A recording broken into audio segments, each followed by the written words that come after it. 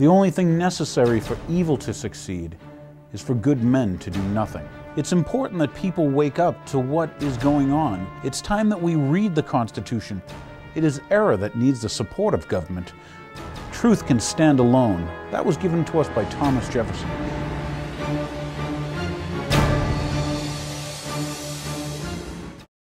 Thank you everyone for tuning in. My name is Daniel Hapney and this is The Real Story.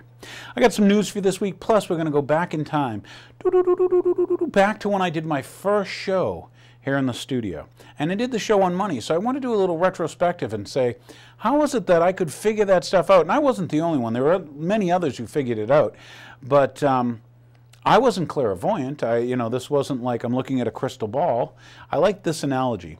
For you sports nuts out there, after you've watched football for like 3 or 4 seasons, you can start figuring out, is that going to be a running play? Is that going to be a passing play? Also how the defense lines up. Gee, are they setting up for a rush? Or are they putting more people in the secondary? So once again, after you've watched football for a while, you can start seeing things. When I say seeing things, anticipating what plays are going to happen by the position and the people brought into the game. Well, I have to say that I've been studying much of what we consider the global political game. And that's how I got some of this monetary stuff. So we're going to review that. We're going to take a look, retrospective. What was the first show on money like and about, and see if any of that may have helped you if you watched it. And you can always come and get another copy here at Sharon Cable. The other things we have for you, we have news and stuff. And I thought I'd go through the news first because I always try a little bit of news. And at the end, we'll try to whip a little homework on you so that you viewers out there and you listeners and viewers, you can go and do some homework, and maybe you can start understanding things, and then wake up your neighbor. It's like the sleeping person next door. We're going to do a couple quick things. Let's go back a couple years ago. I did a show, I called it Money. First thing I want you to see, understand fractional reserve banking. Here you go. So anyway, throughout our history, we've actually had 4 currencies, and we're on our third, quote, national bank. We had the Bank of America, and we had the Bank of America too. And both of those, after creating paper currency and going into fractional reserve banking, which we'll go into next, they both went defunct. One was shut down by Congress after their 20-year charter was done. And as a matter of fact, they both were shut down by Congress. And the reason for that was there were booms and busts based on this increased liquidity, this printing of money. But we'll go back in time. Let's go back in time to years and years ago. Years and years ago, there were goldsmiths. And goldsmiths' job, once again, was to make artifacts out of gold. And also, because they had the storage facilities, they would tend to maintain and store other people's gold because they had that capability. They had the vaults, they had the security. Well, what the goldsmiths learned years ago was that all their customers didn't come for the gold every day. And as a matter of fact, most of the people never came for all their gold. They might come for some of it because they had a transaction to do, whatever they were buying or selling. And so the goldsmith found it much easier to give his or her customers these paper notes. And the notes basically said that, gee, on hold with me or in storage with me is such a quantity of gold, and please accept this paper in lieu of that gold. And once again, the customers use those pieces of paper to transact with. And this worked out very good. And it didn't take long before many of the goldsmiths figured out that, I can actually create more pieces of paper than I have gold to back them up because, once again, how many people come and ask for all the gold all in one day? Why I bring this about is because we in the United States use a specific form of a banking system called fractional reserve banking. And that's primarily how it works. Banks are allowed to lend out most of all of their assets. And when I say assets, all of their deposits, to the point where I believe they only need to maintain anywhere from 4 to 10% of them on hand. If you remember stories with the Depression, I think the big scare then was a run on the bank. And the reason the term run on the bank was because all the money wasn't in the bank. If all the depositors came in one day and said, we'd like our money back, because the bank, of course, is safekeeping it, that would be a bad thing for most banks. Well, here in the United States, we still maintain, quote, a fractional reserve banking system. And once again, its foundations or whatever came from a long time ago when the goldsmiths learned that, gee, people would accept pieces of paper. So when you think about the way things are now, what we have is we have a paper-based currency. In this case, it's called a Federal Reserve note. And it's not the first paper-based currency. Not only is it not the first paper-based currency in the United States, but it's not the first paper-based currency in the world. So did you get the gist of that? Those goldsmiths, they ended up handing out script that said, oh, in my vault I've got your gold, you can use this paper. They realized people didn't always come for the gold, so they handed out more script. Did I mention fractional reserve banking? Okay, how about this one? This is Congress and money. This is what your Congress is authorized to do by the Constitution. Interestingly, you know, I feel really strong about our founding fathers and many of their beliefs, and at least the documents they created and their willingness to give up everything they had so that we could enjoy the benefits of living one here in Sharon free, and also in the United States of America. Anyway, what the Constitution says that our government can do with money and for money is that they can coin money and regulate the value thereof. Well, that's an interesting thing. That's what Congress can do. They can coin money and regulate the value thereof. They didn't say anything about allowing a private banking cartel to create money from nothing. Something for another show. You get that? Okay. So they can what? They can coin money and set the value thereof. Okay. Coin money. They knew about paper money. Why did they say coin money? Why were these founding fathers so smart? Huh. Okay, here we go. Currency creation. Check this out. Okay, how is currency created? Where does it come from? At present, in the United States, our Congress decides that they want to go to Iraq. Hey, they got their reasons, okay? And their reasons may turn out to be fictitious in the future, but at the point they had their reasons. So they decide, we're going to go to Iraq, and we figure it's going to cost us $200 billion. So they go to the Treasury, and it just happens to be after March, and the Treasury says, gee, we're out of money. You spent it all already, guys. And so they go further down the street in Washington to a place called the Federal Reserve Bank. And the Federal Reserve Bank always gives them the same answer. It's, well, sure, we'll give you money. So I'll get to do some role-playing where I'm both parts. In this case, I'll be Alan Greenspan, because he was in before we went to Iraq. Well, Alan gets the phone call, or he gets the request, Alan, can I have $200 billion? And Alan, of course, says, well, you betcha. Now, wait a minute, it's time for Alan to work. Alan takes out his pen, mightier than the sword, they say.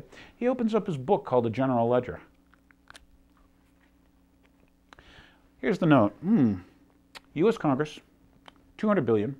Little note on the side, Iraq. Well, the interesting thing is, he's not done working. This gentleman has to work more.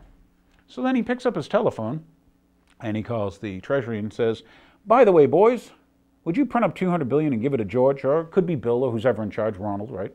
But once again, give it to the U.S. government. Well, they don't do that for free, from what I understand. The Federal Reserve Bank gets something back from the government, which is from us.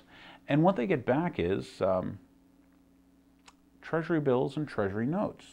These are IOUs, mortgages, just like the homeowner.